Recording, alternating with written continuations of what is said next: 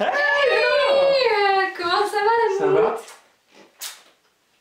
Un vrai petit mouton sur le plateau. C'est ça.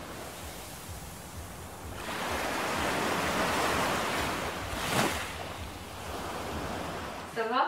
Ça va et toi? Oui, ça va. Et vous, comment allez-vous aujourd'hui? Fais-moi un peu sourire là, genre... Ben chouris.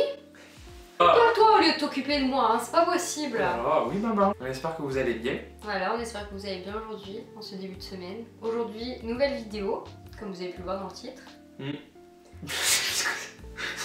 Aujourd'hui, on va parler de l'ouverture d'esprit, comme vous avez pu le voir dans le titre. Et c'est un sujet qui nous touche parce que c'est vrai que depuis le début qu'on tourne ces vidéos-là et depuis le début qu'on a cette chaîne, on a parlé de plein de sujets et il faut une certaine ouverture d'esprit pour tout aborder, je trouve. C'est vrai qu'on l'a abordé plusieurs fois. Oui. On a un petit peu picoré à chaque fois dans plusieurs vidéos, notamment sur les émotions et tout. Et comme vous le savez ici, on est des poules, parce qu'il n'y a que les poules qui picorent. Enfin, comme dirait Célia, elle est pas marrante, celle-là, franchement celle-là elle est... Picoti, picota, lève la queue et puis s'en va. Non, pas celle-ci. Et je trouve que c'est bien un petit peu de donner un peu du sens à ce terme, je trouve. Oui, donner du sens à ce terme et savoir un petit peu où on se place par rapport à ce sujet-là. Et du coup, aujourd'hui, on a décidé de l'aborder. Voilà, comme Catherine. Je recycle. Catherine Laborde. Putain, c'est chiant. Est-ce C'est que toi tu qui veux- commence pour la peine. Allez. Ah, comme dirait Célia, alors, donne-moi ta définition de l'ouverture d'esprit. Chiant. Ah, Allez. Qu'est-ce que pour toi, c'est l'ouverture d'esprit? Putain, j'aurais jamais pensé que t'allais poser cette question. Oh. Je pense que l'ouverture d'esprit, c'est un trait caractériel d'une personne et ça peut être lié du coup à plusieurs sujets, donc sociétal ou... Ça peut être lié à plusieurs sujets, ça peut être lié aux sujets sociétaux par exemple. Et je pense que l'ouverture d'esprit, et on n'en parle pas assez, je pense que l'ouverture d'esprit c'est surtout le fait d'accepter la critique, donc qui n'est pas forcément la nôtre. C'est-à-dire une personne qui a un avis complètement divers du nôtre, pour moi ça aussi c'est l'ouverture d'esprit, c'est-à-dire accepter une certaine critique qui est différente de notre propre avis sur un sujet. C'est vrai. Que peux-tu rajouter? Quel est ton avis sur l'ouverture d'esprit? Non, c'est ça, après voilà, c'est vrai qu'on est... Je pense que chacun est ouvert d'esprit. Après, c'est vrai que je pense que c'est propre à la personne. Il n'y a pas forcément d'ouverture d'esprit, on va dire, classique. C'est un peu, voilà, tout dépend aussi des idéaux qu'on a, des sujets qui nous touchent un petit peu aussi. Et des fois, il y a des sujets qui nous prennent très à cœur, on a du mal à entendre justement notre avis avec nos idées préconçues, nos idéaux familiales aussi. Donc oui, voilà, je pense que je suis d'accord avec toi, c'est quelque chose qui est... Ça a une très caractériel aussi un peu, je pense, qui fait partie de notre esprit. Quelque chose de plus, on va dire, mental un petit peu, lié avec voilà, les idéaux, la réflexion aussi, je mettrais ce terme en association. Je suis d'accord.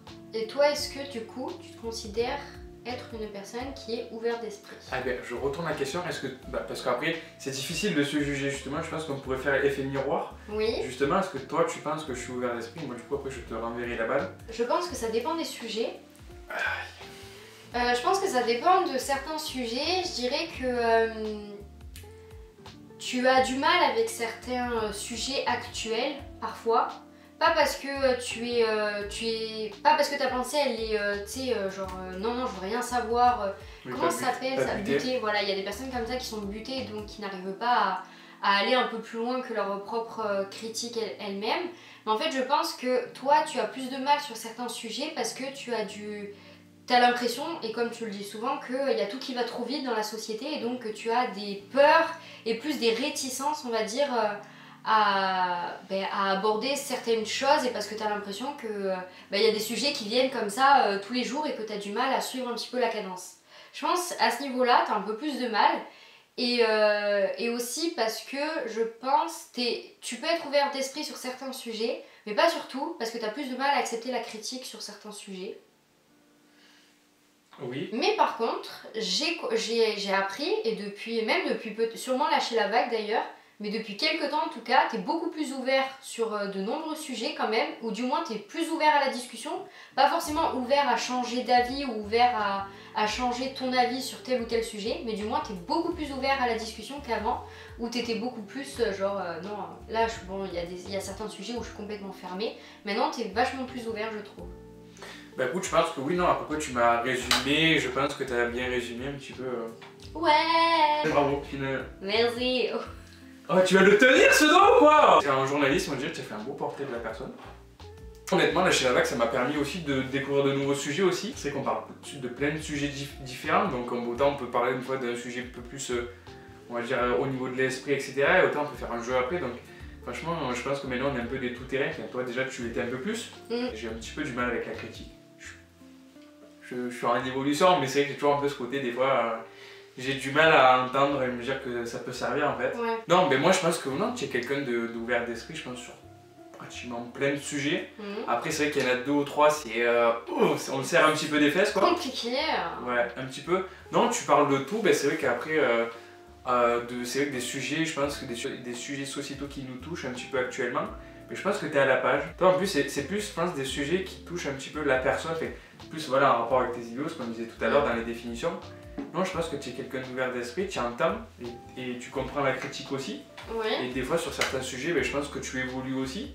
C'est vrai que des fois, on a souvent des discussions et des fois, tu dis « Ah oui, c'est vrai que tu avais cet argument-là. » Tu es très à l'écoute aussi, justement, de l'autre, de la personne. Et c'est quelque chose qui est bien parce qu'au moins, tu permets même si tu comprends pas trop, tu vas essayer de chercher à comprendre à tes côtés, en fait de parler et tout. J'ai découvert plein de choses. Je marche beaucoup avec des stéréotypes un petit peu. C'est vrai que c'est toujours pareil, quand tu fais quelque chose et que tu connais pas, tu fais un petit peu avec l'écoute des autres, avec tes recherches personnelles. Et d'avoir quelqu'un qui a une expérience sur un sujet, je pense que c'est bien aussi d'avoir ça. Est-ce que tu es d'accord avec ça?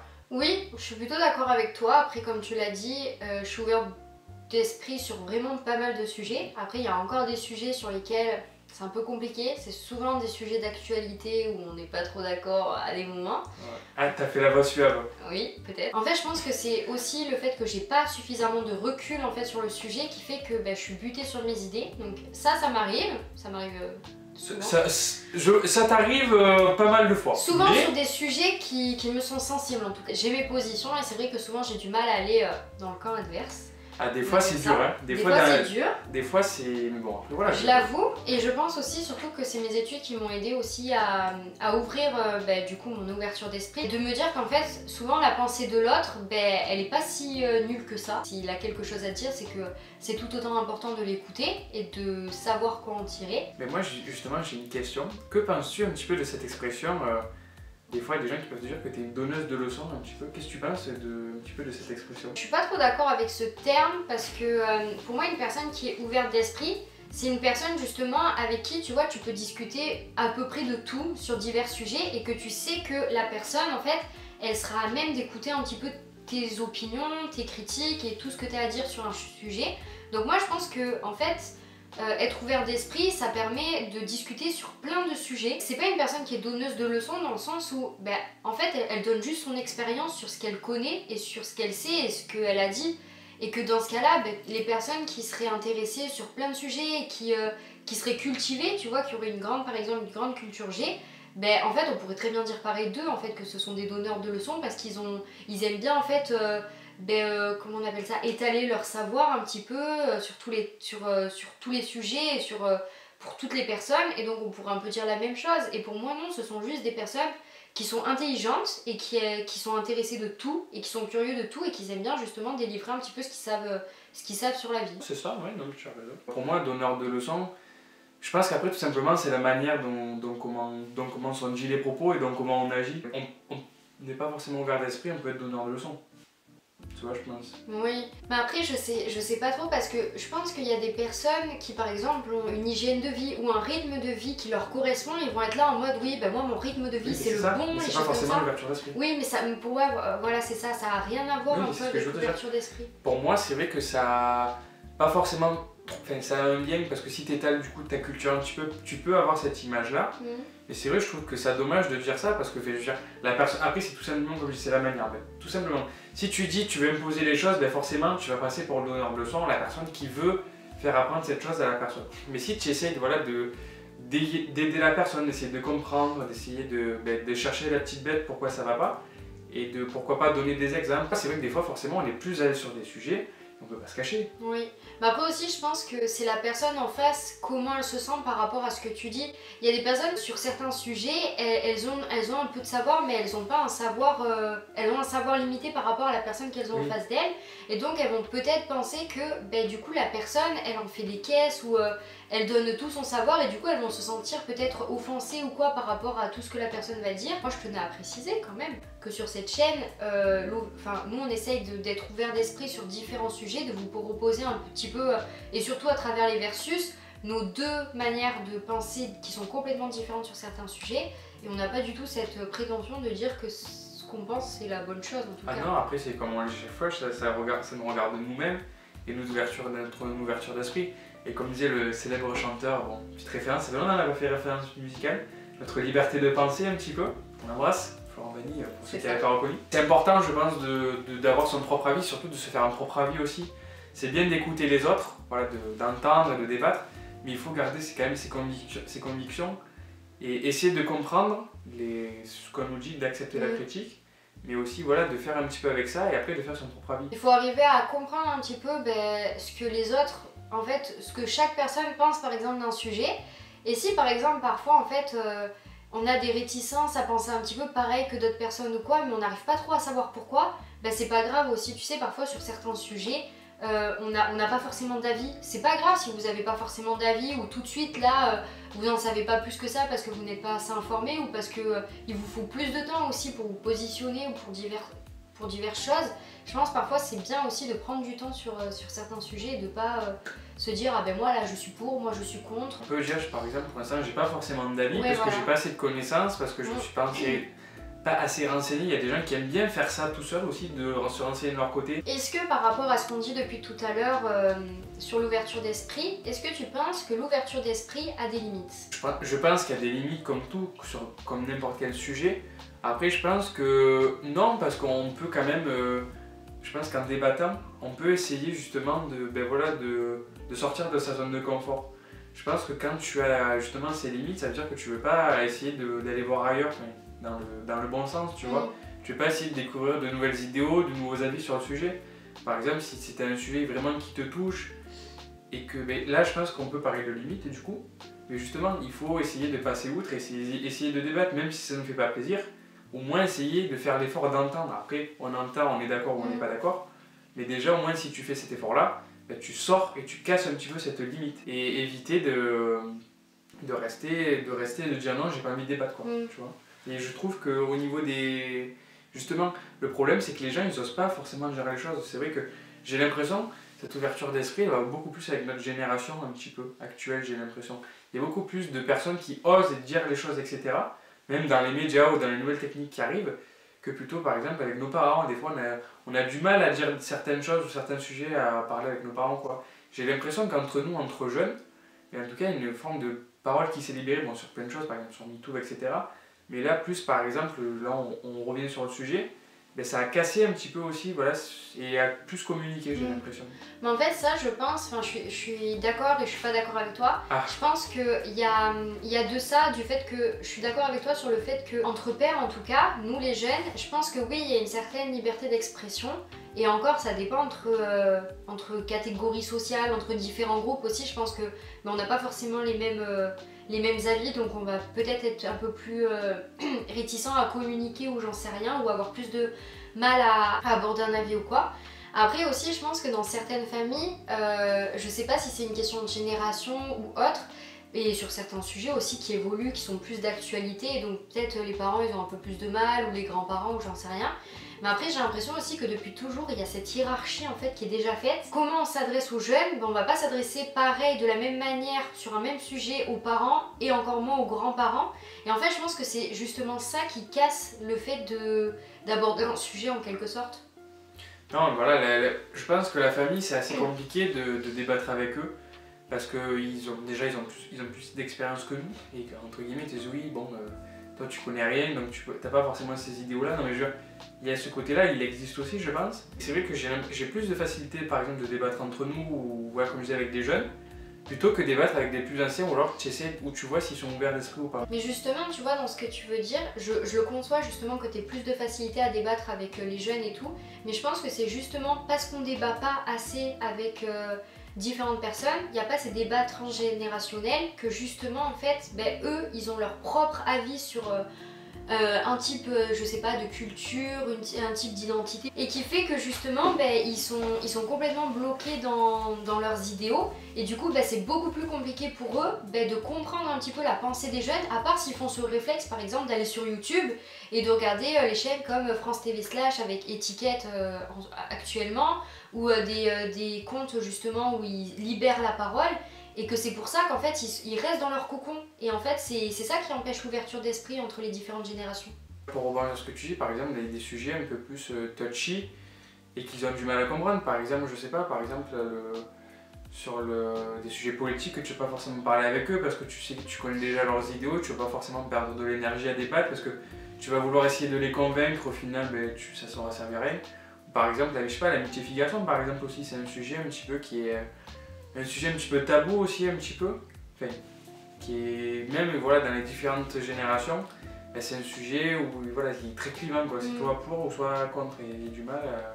Qu'ils ont du mal à comprendre, c'est vrai. C'est justement du fait qu'il y ait trop de bulles en fait dans les générations et des débats au sein des générations qui fait qu'en fait il y a dans certaines générations ils ont pas du tout le même avis ou bien ils sont complètement contre quelque chose et ils savent pas forcément la raison de qu'est-ce qui pourrait les amener à changer d'avis, tu vois. Et justement, il n'y a pas ce côté du débat où ils vont vouloir chercher à comprendre ton avis, essayer de gratter un petit peu comme toi tu fais un petit peu par exemple. Après aussi, c'est nos études, en tout cas, je pense aussi qu'on peut en parler.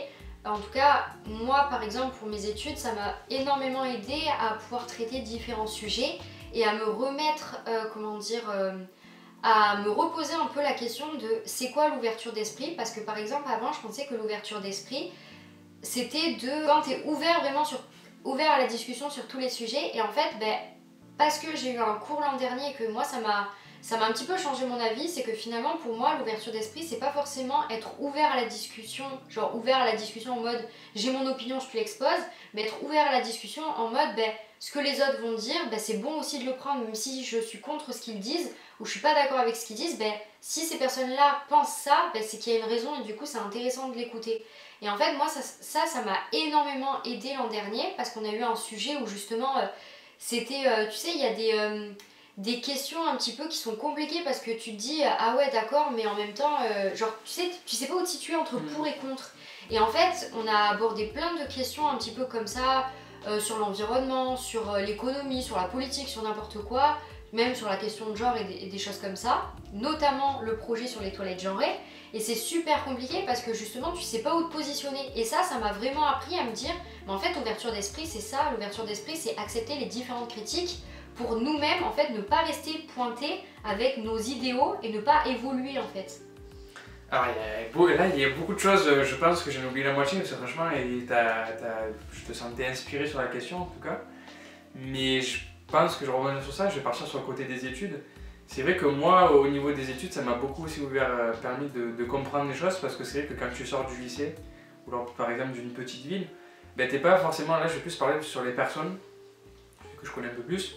C'est vrai que par exemple au niveau de tes relations, etc., t'as pas forcément l'habitude de rencontrer deux personnes de cultures différentes, ou alors qui n'ont pas forcément les mêmes idéaux, ou qui viennent pas forcément de la même classe sociale. Et je pense que la fac, en tout cas, ou faire cet effort d'aller dans une plus grande ville, je pense que ça fait partie de ce côté d'apprendre à connaître un petit peu les gens, et c'est de l'ouverture d'esprit, je pense, et connaître surtout de nouvelles choses un petit peu, parce que c'est vrai que sur le plan culturel, il y a des rencontres auxquelles tu t'attends pas forcément, et tu n'as pas forcément les mêmes idéaux politiques, ou les mêmes idées générationnelles, ou etc., ou familiales. Et je trouve ça bien de s'imprégner de ça, et comme ça permet de pratiquer ton ouverture d'esprit, et aussi ta culture générale, essayer d'apprendre à comment connaître les autres un petit peu, même par rapport à nous. C'est vrai qu'avant on avait chacun nos points de vue, nos codes vestimentaires, nos habitudes, et de les confronter, vu que des fois on n'est pas souvent d'accord sur les sujets, mais je trouve que c'est bien de débattre sur ces sujets-là. Ouais, mais je suis d'accord avec ce que tu dis sur le fait de rencontrer diverses personnes de cultures complètement différentes et de pouvoir, on va dire, t'enrichir différemment sur plusieurs terrains. En fait, ça permet aussi de d'ouvrir ton esprit en fait sur enfin, comment dire, toujours alimenter en fait les différents sujets et tes points de vue sur des sujets. Et en fait, ça, je trouve que typiquement, ça fait vraiment partie de l'ouverture d'esprit. Et ça veut dire qu'en fait, parce que moi aussi, je pense que l'ouverture d'esprit, c'est une alimentation un petit peu. T'es pas ouvert d'esprit, par exemple, sur un sujet, je sais pas, sur. T'es ouvert d'esprit sur le fait d'accepter les différentes identités de chacun, admettons, tu vois, t'es ouvert d'esprit là-dessus. Si par exemple t'es resté en 2012 sur les différentes identités qu'il y avait en 2012 et qu'on est en 2022 et que tu dis ah oui c'est vrai qu'il y a aussi ces identités là qui sont arrivées mais en fait t'es resté à 2012 et que t'as pas alimenté ces nouvelles identités là ou que tu t'es pas remis au bout du jour ou à la page, en fait ça fait pas partie de l'ouverture d'esprit, je pense aussi. Voilà, il faut. Après, c'est comme tout, c'est par exemple en politique, il faut suivre les nouvelles lois, les nouveaux projets, etc. Pour avoir cette ouverture d'esprit-là, il faut aimer à apprendre de nouvelles choses. Oui, Il faut être dans ce côté où il faut aimer, entre guillemets, c'est grossier le trait, mais il faut aimer bouffer de l'info, quoi. Il faut aimer aller vers les autres, essayer de ne pas être timide, essayer de. Des fois, tu peux te prendre l'épée dans le pote, tu peux dire une connerie, ça peut arriver à tout le monde. 2 ou 3, mais des fois, tu vas rebondir et au final, tu le sauras, quoi. Et surtout, pour moi en tout cas, je pense que pour. Justement développer et alimenter un petit peu son savoir, etc. Faut pas avoir peur, justement, tu parlais parfois tu fais des erreurs ou des choses comme ça parce que tu fais des azous un petit peu. Tu sais pas où tu mets les pieds un petit peu, mais justement il faut, pour moi c'est bien en fait les personnes qui justement elles n'y connaissent rien du tout en sujet, elles ont envie d'en savoir un peu plus parce qu'elles ont envie un petit peu de comprendre pourquoi je sais pas, c'est un sujet d'actu ou j'en sais rien, essayer de s'alimenter un petit peu avec les autres sur internet ou ailleurs, et je pense que ça fait carrément partie de l'ouverture d'esprit. C'est vrai qu'il y a des sujets, par exemple, lorsque je faisais des interviews, par exemple sur la musique ou même sur l'art. C'est vrai qu'une fois j'ai fait une interview avec un artiste, avec Gaëtan Marron. C'est vrai que je connaissais certains artistes, je connaissais pas trop, et j'essayais de m'informer un petit peu en amont sur son style, sur ce qu'il faisait, et je pense que ça fait partie un petit peu de ça aussi, essayer de gratter un petit peu l'info, essayer de se cultiver avant pour interviewer quelqu'un. C'est ça, je pense qu'on l'a pas dit aussi, mais ça peut totalement faire partie un petit peu de la toile d'araignée. C'est que l'ouverture d'esprit, je pense aussi que c'est sortir de sa zone de confort. Souvent on a vraiment notre zone de confort parce qu'on est bien dedans et parce qu'on connaît nos sujets, on sait au niveau de la culture G, on a nos types de catégories un petit peu sur lesquelles on s'y connaît un petit peu, tout ça.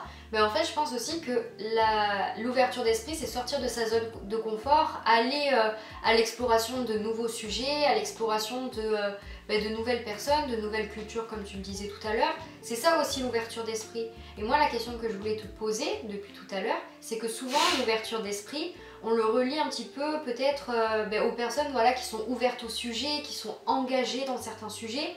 Parfois on peut parler du côté un petit peu militantisme, tout ça. Est-ce que tu penses qu'une personne qui est engagée, par exemple qui milite contre une cause ou quoi, ou pour une cause, c'est forcément une personne qui est ouverte d'esprit? Le côté, la forme de militantisme, c'est arrivé, c'était présent. Pour moi, le fait d'être militant, de s'engager, etc. Mais je pense que ça a toujours été présent au fil des décennies, mais le terme a beaucoup évolué déjà, avant de répondre à ta question. Par exemple, on part de mai 68 et aujourd'hui, maintenant, je pense qu'on peut militer à la fois sur les réseaux sociaux et à la fois dans la rue aussi.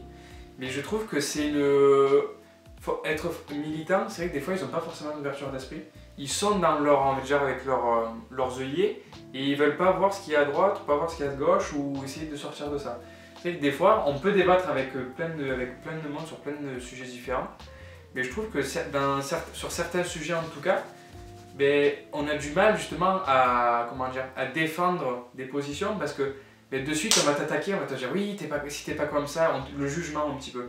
Si t'es pas comme ça d'accord avec nous, forcément t'as tort, et ils acceptent pas le débat, et je trouve qu'ils sont fermés d'esprit justement. On atteint justement, tout à l'heure tu disais des limites, c'est vrai que j'avais pas pensé, mais c'est vrai que ça fait partie un peu des limites sur ça. Ça peut faire partie de certaines limites. Ça fait partie de certaines limites. Et je comprends le fait de militer pour une cause, et franchement c'est bien de défendre ses idées parce que c'est vrai qu'il y en a beaucoup qui n'osent pas. Il y a l'ouverture d'esprit dans cette forme de militantisme, mais c'est vrai que sur certains sujets qui par exemple touchent par exemple les personnes, par exemple le sujet par exemple au niveau de tout ce qui touche au corps des femmes, etc. mais avec certaines personnes, tu as du mal à en parler parce elles ont connu peut-être quelque chose que toi tu n'as pas, une expérience que tu n'as pas vécue, et elles ont du mal à essayer d'entendre voilà, de nouvelles formes d'arguments. Tu vois ce que je veux dire?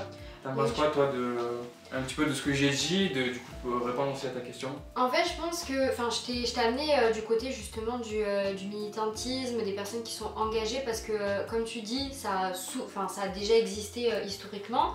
Peut-être même avant mai 68, je sais pas si j'ai ça pris à partir de là, ça existait parce qu'il y a les révolutions. Mais voilà.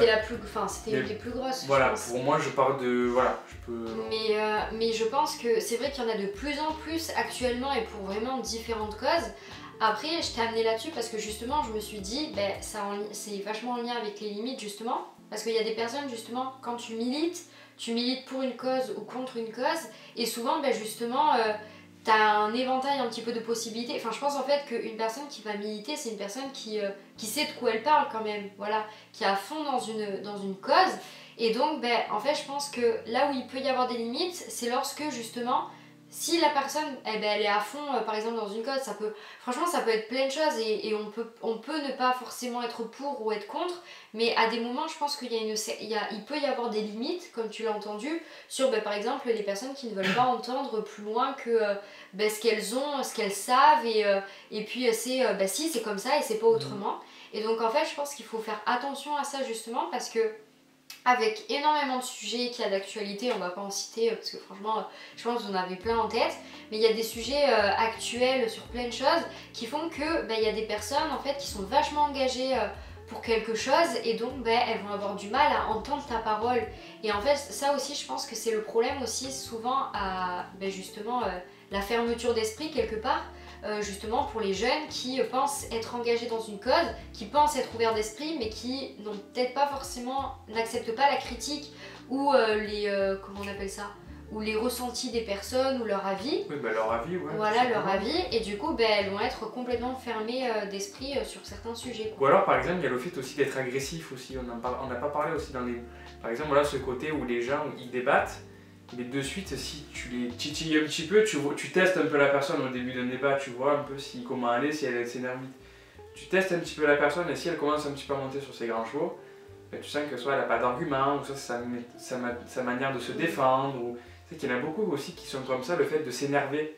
Par exemple, qui débattent, mais à chaque fois ils en font des caisses et au final, peut-être plus dans le paraître, il n'y a pas forcément d'argument derrière, j'ai l'impression. Ah oui, non mais bien sûr, de toute façon, le corps parle énormément, c'est-à-dire que quand tu es dans une posture où deux personnes par exemple vont débattre et au bout d'un moment la personne par exemple elle va être là, elle va plus forcément savoir quoi dire ou elle aura plus d'arguments parce qu'aussi ça dépend de quel genre de débat c'est. Parfois c'est des débats où on s'apporte des choses, tu vois, bon d'accord, on n'est pas d'accord mais bon je t'ai apporté quelque chose, t'en fais ce que tu veux. Moi par exemple tu m'as apporté quelque chose, je suis pas d'accord avec toi mais j'en ferai ce que je veux.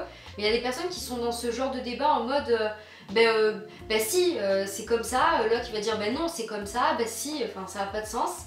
Il y a des personnes justement qui vont être beaucoup plus agressives comme tu le dis et le corps va beaucoup plus parler à ce moment-là. Souvent je t'en parle mais quand t'es en face à face avec une personne, ton corps parle. Si t'es comme ça c'est que t'es plus contre, enfin que finalement on va beau te dire plein de choses etc. Ça se voit que t'es pas ouvert à la discussion, t'as plus un corps qui est fermé. Tandis que si t'es plus ouvert, c'est là où tu vas avoir le regard en face, tu vas regarder les yeux dans les yeux la personne ou des choses comme ça. Et souvent quelqu'un qui va être plus dans l'agressivité, elle va pas savoir quoi dire, qu'est-ce qu'elle va faire? Elle va insulter, elle va hausser le ton, elle va...